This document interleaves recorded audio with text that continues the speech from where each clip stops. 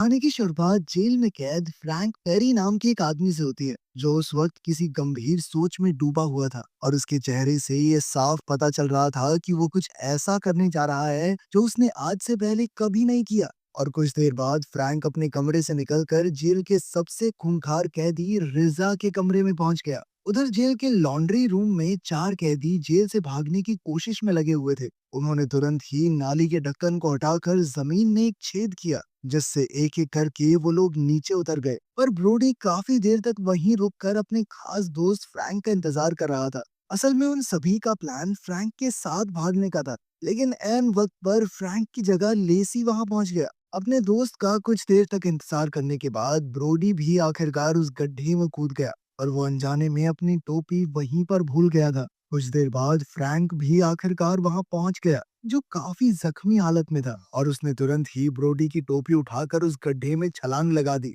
असल में कुछ महीनों पहले फ्रैंक बाकी कैदियों की तरह जेल में एक आम जिंदगी बिता रहा था, जहां उसका काम जेल के लॉन्ड्री रूम में कपड़ों को धोना था। फ्रैंक ने इस जिंदगी को काफी हद तक अपना लिया था, क्योंकि वो उस जेल में उम्र कैद की सजा काट रहा था और उसे बाहर निकलने की कोई उम्मीद भी नहीं थी। इसीलिए इस जेल को अपनी दुनिया मानने के अलावा उसके पास क्या ही चाह रहा था। वो अपना ज्यादातर समय अकेले ही बिताता। साथ ही फ्रैंक जेल के सबसे खूंखार कैदी रिजा से भी दूरी बनाकर रखता था। जेल में इतना लंबा समय बिताने के बाद अब फ्रैंक के कुछ दोस्त भी बन गए थे, और एक दिन जब फ्रैंक अपना काम खत्म करके कमरे में वापस आया तो उसने देखा कि उसका साथी अपना सामान पैक कर रहा था। असल में उसकी सजा खत्म हो गई थी और वो वापस अपने घर जाने के लिए तैयार था। उधर बाकी सारे कैदी जेल में आ रहे नए बैच को देखने के लिए खड़े हुए थे, जिन्हें एक एंटी बैक्टीरियल पाउडर लगाकर लाया जा रहा था। इसके साथ ही उन कैदियों ने अंडरवियर के अलावा कुछ भी नहीं पहना हुआ था, और ये देखकर सबसे ज्यादा खुश रिजा का भाई टोनी था, क्योंकि वो जेल में इतने लंबे समय से था कि आदमी होके आदमी से प्यार करने में उसको कोई दिक्कत नहीं थी, और उसे कैदियों को छेड़ने में मजा भी बहुत आता था। और अब उसकी नजर लेसी नाम के एक नए लड़के पर टिक गई थी।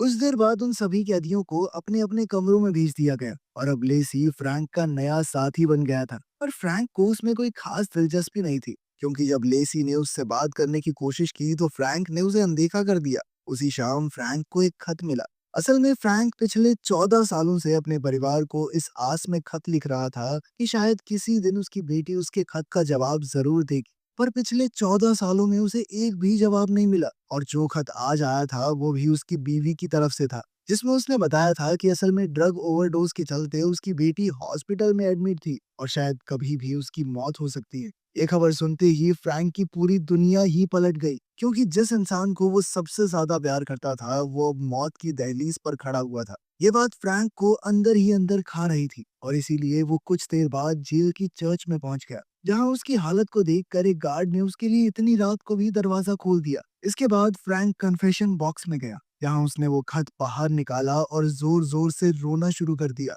और अब वो किसी भी हाल में अपनी बेटी से एक आखिरी बार मिलना चाहता था। अगली सुबह लॉन्ड्री में काम करते वक्त अचानक फ्रैंक की नजर वॉशिंग मशीन के पीछे लगी लोहे की जाली पर पड़ी, जिसके ठीक ऊपर कुछ लोहे के पाइप्स भी थे जो पानी को जेल से बाहर ले जाते थे। पर इस चीज ने फ्रैंक के दिमाग में एक बहुत बड़े प्लान की नींव रख दी।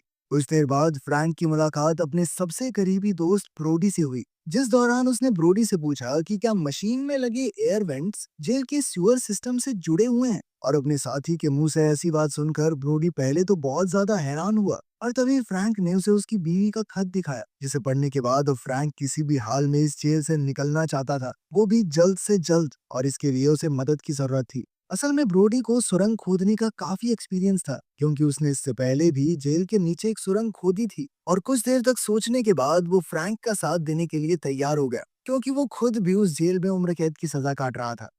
कुछ दिन बाद फ्रैंक लेनी नाम के खतरनाक बॉक्सर से मिला, जो वैसे तो उस वक्त परोल पर बाहर होना चाहिए था, लेकिन फ्रैंक के पिछले सेलमेट ने उसकी मुखबरी कर दी थी, जिसके चलते उसका पेरोल कैंसिल हो गया था। और अब वो बदले के लिए बहुत उतावला था, जिस चीज का फायदा फ्रैंक उठाने वाला था। जिसके बाद उसने लेनी को अपने प्लान के बारे में बताया।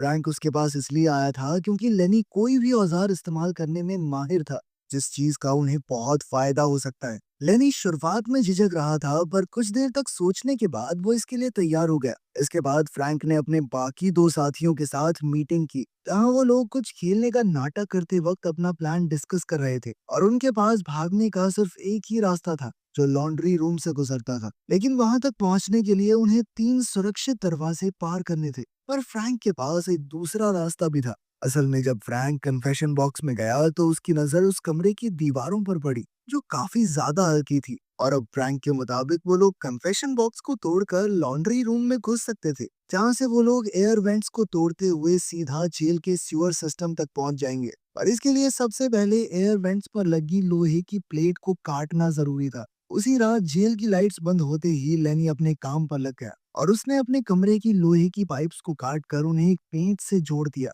जिसका इस्तेमाल वो लोहे की प्लेट को काटने में करने वाला था। उधर फ्रैंक जेल के सबसे बड़े कैदी टू टन से मिलने के लिए गया और फ्रैंक ने लेनी की तरफ से टू टन को एक बॉक्सिंग मैच के लिए चैलेंज कर दिया। इधर फ्रैंक और उसके साथियों का प्लान भी तेजी से आगे बढ़ते जा रहा था और अब वो लोग अपने रास्ते को अच्छे से जानते थे, जो एयर वेंट से होते हुए ड्रेनेज सिस्टम में जाता था, जहां से आगे बढ़ते हुए वो लोग एक नदी पर पहुंचने वाले थे, जिसे पार करने के बाद एक रेलवे स्टेशन आने वाला था, जहां से उनकी आजादी की शुरुआत हो सकती है। पर वो ये भी जानते थे कि उन रेलवे ट्रैक्स में 650 वोल्ट्स का करंट था और अगर समय रहते उन्हें पार नहीं किया तो वो सब मारे जाएंगे। अपना सारा प्लान डिस्कस करने के बाद उन्होंने 3 दिन बाद इस जेल से निकलने का फैसला किया। पर वो लोग ये नहीं जानते थे कि टोनी ऊपर खड़े होकर उन लोगों को देख रहा था और उन तीनों के हाव भाव से वो समझ गया था कि वो लोग कुछ तो बड़ा करने वाले हैं।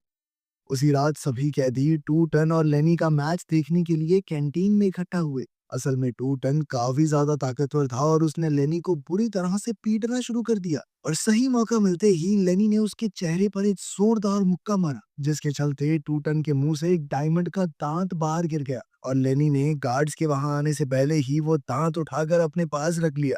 इसके बाद उसने वो डायमंड का दांत अपनी पाइप के साथ जोड़ दिया, जो उसने एक रात पहले बनाई थी। अगले दिन टोनी ने बाथरूम में फ्रैंक से उनके प्लान के बारे में कुछ सवाल पूछे और जब उसे कोई जवाब नहीं मिला तो उसने फ्रैंक से अपने कमरे का दरवाजा खुला रखने को कहा और साथ ही अगले दिन उसके कमरे में आने का वादा भी किया। जब फ्रैंक ने ये बात अपने साथियों को बताई तो उन सभी का कॉन्फिडेंस थोड़ा डगमगा गया, क्योंकि वो सभी जानते थे कि वो चाहकर भी टोनी को कुछ नहीं कह सकते, क्योंकि वो रिजा का भाई था। और वो ये भी जानते थे कि अगर उन्होंने कुछ नहीं किया तो उनका प्लान पक्का बर्बाद हो जाएगा। और इसीलिए फ्रैंक ने उन सभी से एक नए आदमी को टीम में लाने की इजाजत मांगी, जो उनकी इस वक्त मदद कर सकता था, जिसका नाम था विव बटिस्टा।